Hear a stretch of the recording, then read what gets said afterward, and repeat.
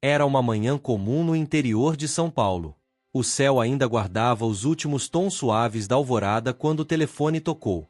Do outro lado da linha, uma produtora da Globo, animada, falava sobre um novo episódio do Altas Horas. A proposta?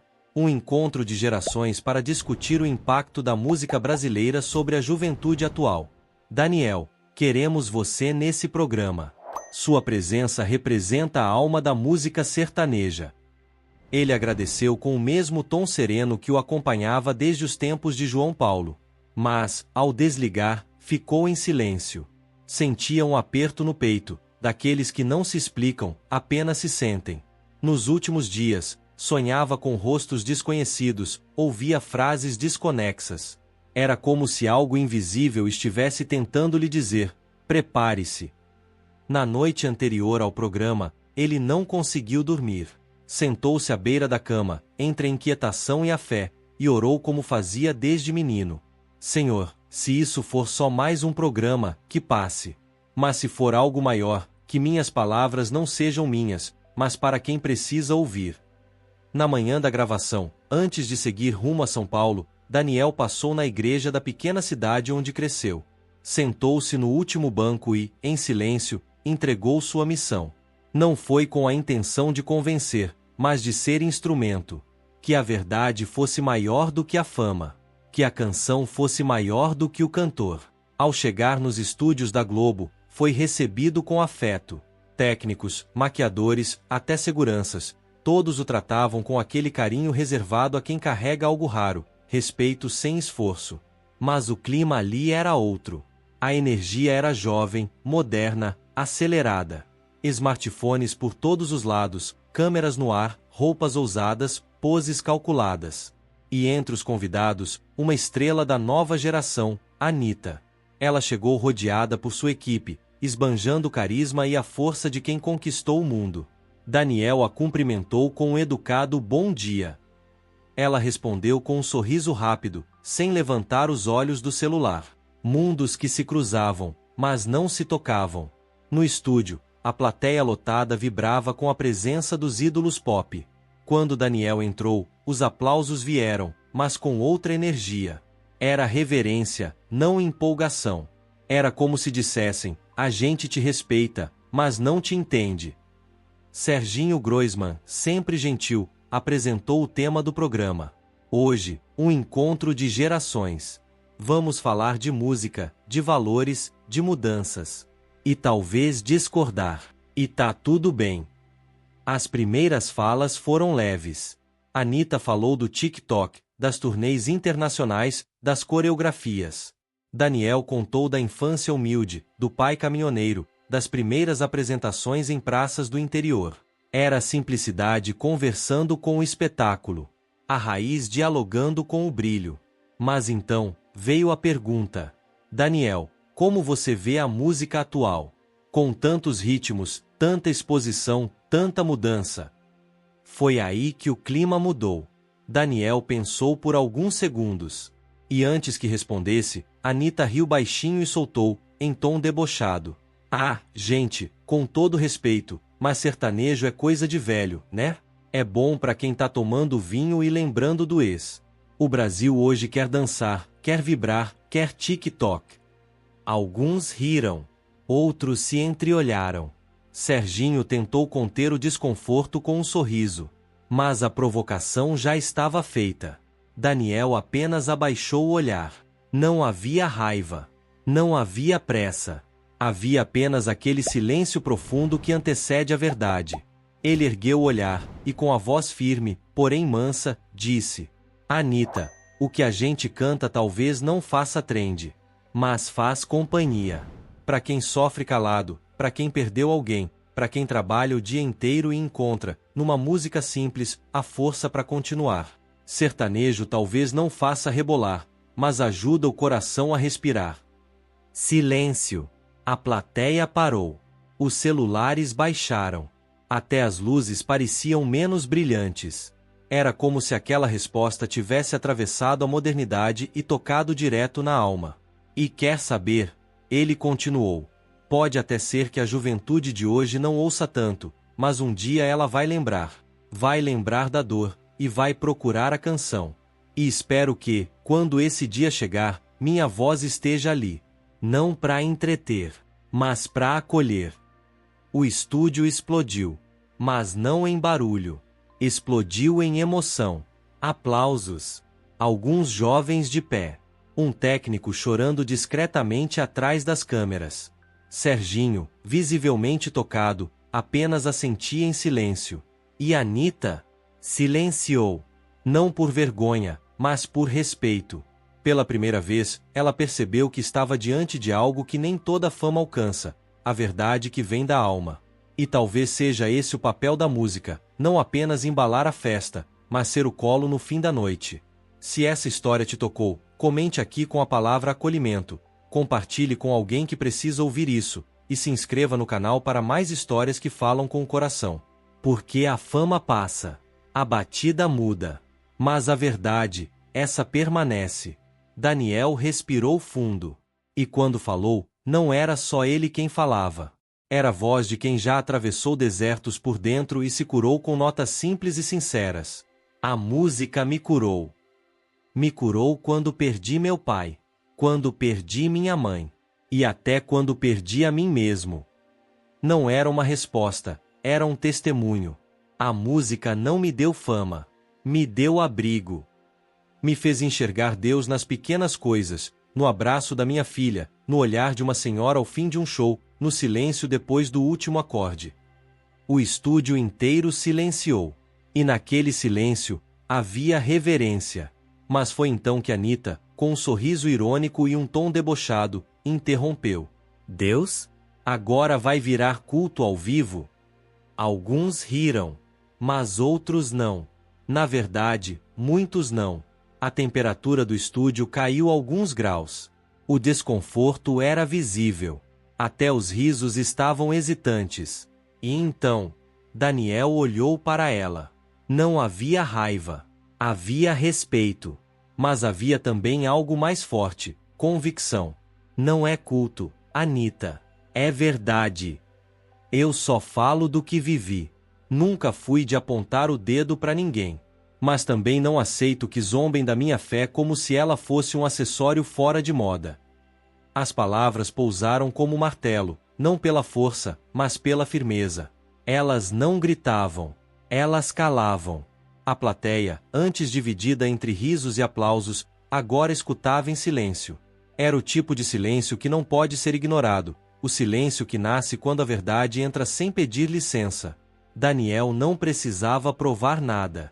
Ele apenas era. E naquele momento, ficou claro. A fé não precisa de aprovação. A fé precisa de coragem. Serginho Groisman, percebendo a profundidade do momento, interrompeu com sensibilidade e chamou o intervalo. Mas a mágica já havia acontecido. Aquele programa já não era sobre gêneros musicais. Era sobre quem tem algo a dizer, e quem apenas faz barulho. E quando voltaram ao palco, algo havia mudado. Os risos agora vinham com mais respeito. As falas tinham mais peso. Até as luzes pareciam mais suaves. No camarim, depois da gravação, um técnico se aproximou de Daniel e disse em voz baixa: Minha mãe faleceu faz 2 semanas. Hoje, foi a primeira vez que eu consegui respirar de verdade. Daniel apenas assentiu, colocou a mão no ombro dele e sorriu. Porque ele sabia, a missão estava cumprida. Nem todo palco é feito para o entretenimento. Alguns são feitos para curar, para lembrar, para tocar o que o som não alcança, a alma. Se essa história tocou você, comente abaixo com a palavra verdade, compartilhe com quem precisa ouvir isso e se inscreva no canal para mais histórias que falam com o coração. Porque a música muda, as modas passam, mas o que é cantado com fé, permanece. Serginho tentou interromper com uma pergunta neutra, mas Daniel não desviou. Seu tom não subiu. Seu olhar não tremeu. A gente tá vivendo num mundo onde falar de Deus virou provocação. Mas dançar seminu, cantar palavrão e gritar que é livre, isso é aplaudido. Aí eu te pergunto, Serginho, liberdade é fazer o que quiser, ou é poder dizer o que sente sem medo de ser ridicularizado? O estúdio mergulhou em silêncio. Serginho, desconfortável, desviou o olhar. Anita riu seco, tentando manter o controle da cena. Amor, você tá confundindo as coisas. Eu só disse que música tem que levantar a galera, sacudir, essa coisa de fé, de lágrima, de silêncio, isso não viraliza. É bom pra orar, não pra fazer sucesso. Daniel respirou fundo. Abaixou a cabeça por um instante. E quando levantou o olhar, disse: nem tudo que vende vale. E nem tudo que viraliza, edifica. A frase caiu como pedra no estúdio. Alguns começaram a aplaudir discretamente. Outros deixaram o celular de lado. Até nos bastidores, o clima parecia suspenso no ar, como se ninguém soubesse exatamente para onde aquilo ia desaguar. Serginho, tentando reconduzir o programa, puxou outro assunto. Daniel, você tem alguma lembrança marcante com fãs? Alguma história que mexeu com você? Daniel olhou para a câmera. Seus olhos estavam marejados. Tem uma que nunca saiu da minha cabeça. Ele contou sobre uma mulher em Santa Catarina, que o esperou no camarim depois de um show, em 2004. Tinha perdido o filho de 9 anos. Disse que a última música que o menino ouviu antes de partir, foi dele. Ela disse que ele pedia para ouvir minha voz, porque minha voz acalmava o coração dele. A plateia ficou muda. Mas não por constrangimento, por comoção. A emoção não foi gritante. Foi densa, silenciosa, real. Daniel continuou. Ali, eu entendi. Meu palco não era para entreter. Era para consolar. Minha voz não era minha, era um instrumento. E naquele dia, eu prometi, enquanto eu tiver ar nos pulmões, vou cantar para curar, nem que seja uma alma de cada vez. Anita, dessa vez, não disse nada. Olhava para frente, séria. Os olhos, antes vibrantes, agora estavam fixos, mas sem respostas. Daniel se virou para ela com respeito, mas firmeza. Anita, eu não sou seu inimigo. Mas você precisa entender uma coisa. O povo que me ouve é o povo que segura a barra calado. Que cria filho sozinho. Que trabalha 12 horas por dia e ainda pede desculpa. Eles não querem rebolar. Eles querem respirar. A plateia explodiu.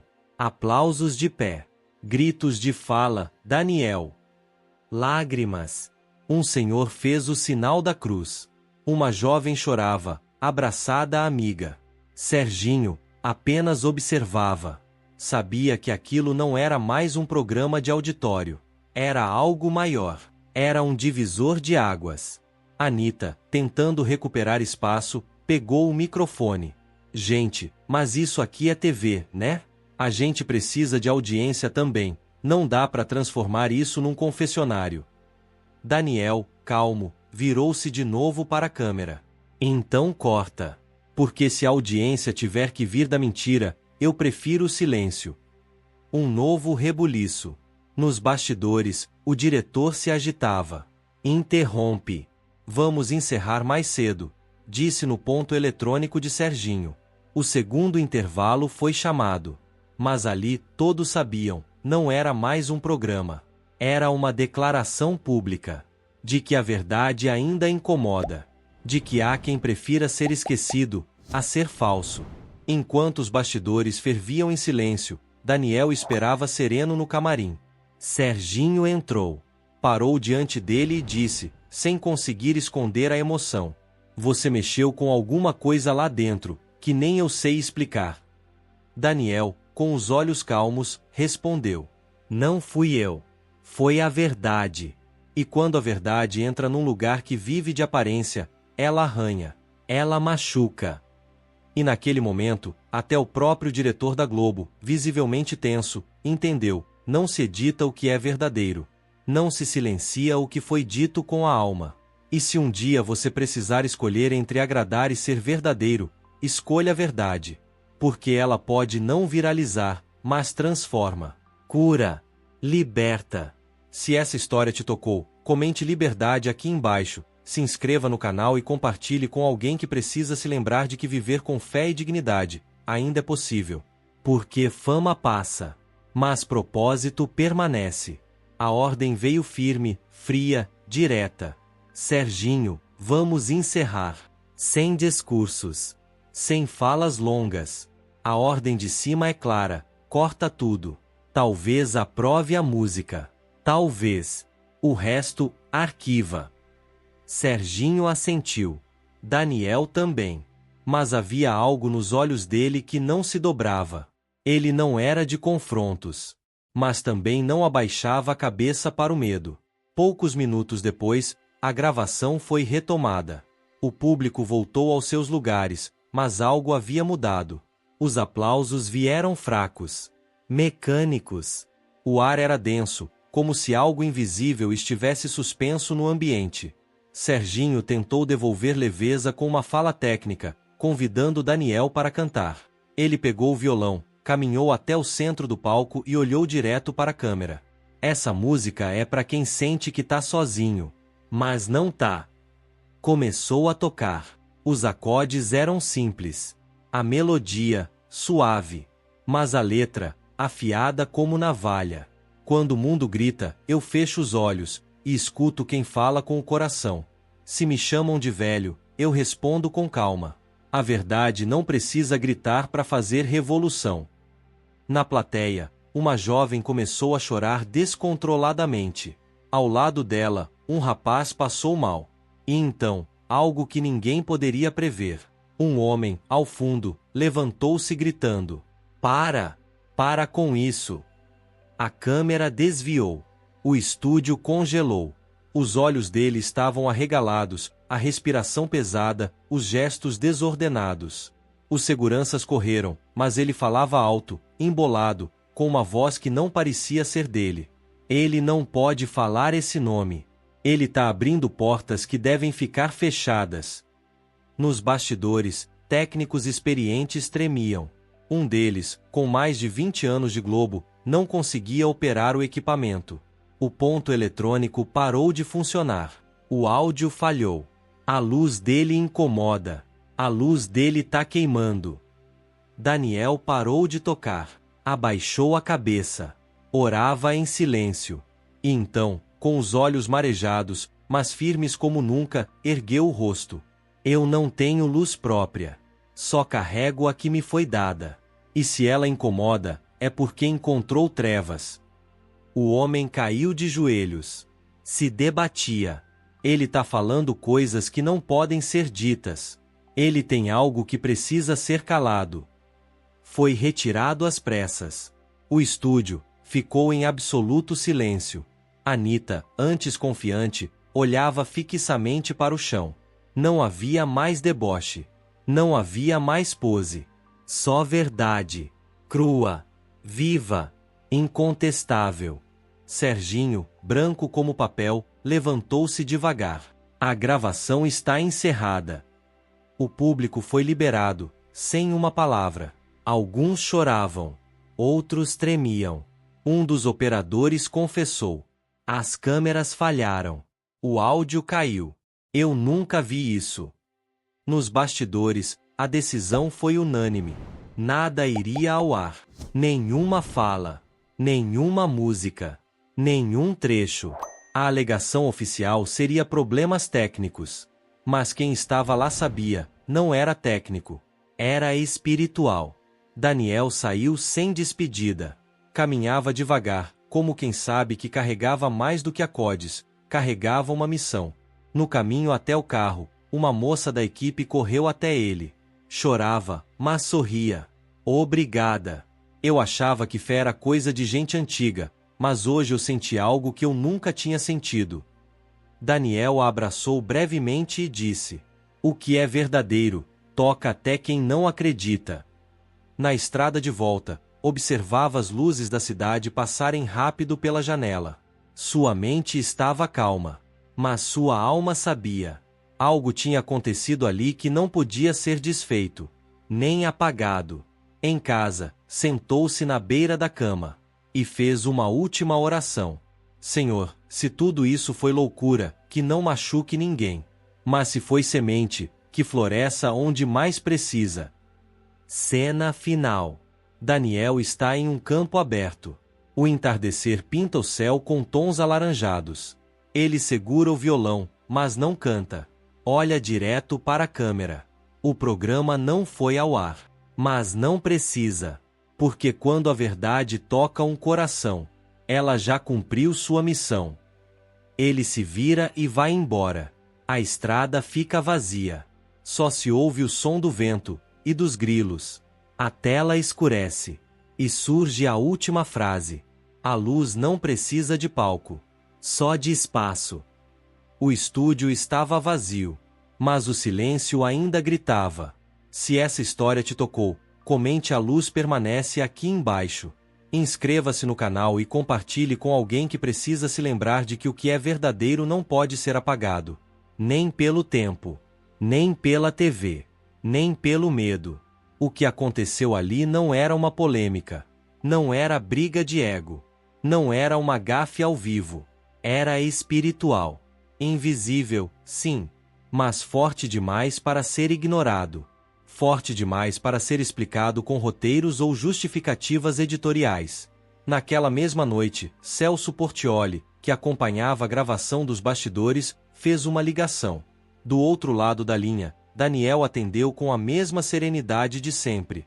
Celso, emocionado, só disse: "Eu assisti tudo, Daniel, e o que você fez foi maior que a televisão." Daniel respondeu com calma: "Não fui eu. Foi quem me enviou." No dia seguinte, uma nota interna circulou entre os altos cargos da emissora. O material da gravação de ontem deve ser mantido em sigilo absoluto. Nenhuma reprodução. Nenhum acesso externo.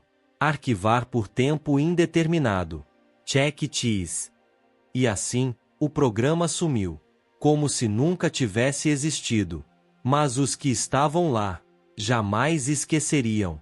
Produtores pediram transferência de equipe. Outros, licença médica. Um dos seguranças que retirou o homem da plateia, nunca mais voltou. Disse à família que ali, aconteceu algo que ele não quer ver de novo. Daniel, por sua vez, não deu entrevistas. Não fez post. Não subiu em palanque. Voltou para casa em silêncio. Mas quem o via, percebia. Algo nele havia mudado. Mais firme. Mais sereno. Como quem cumpriu um propósito, mesmo que ninguém mais tenha visto. Uma semana depois, foi visto novamente naquela pequena igreja do interior, sentado no último banco, ajoelhado. Ficou ali por mais de 1 hora. Não pedindo. Apenas agradecendo. Na saída, um senhor de idade se aproximou. "Eu sonhei com você. Não vi o programa. Mas no sonho, você me dizia para não desistir da fé. Que Deus ainda falava com a gente. E que o mundo ia tentar calar isso." Daniel o abraçou com força. Deus fala. E se alguém ouviu, já valeu. Dias depois, um membro da produção do programa enviou uma mensagem discreta. Não importa se o Brasil não viu. Quem precisava ouvir, ouviu. Eu fui um deles. E era isso que bastava. Daniel nunca precisou de palco.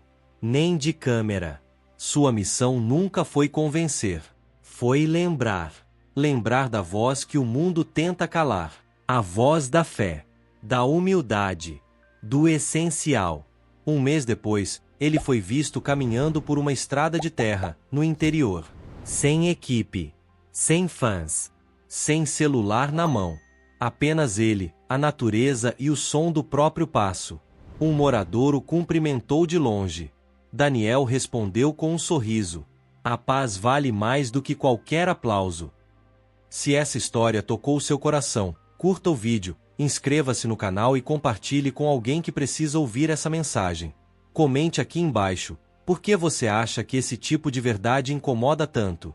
Porque quando a fé é real, o mundo sente.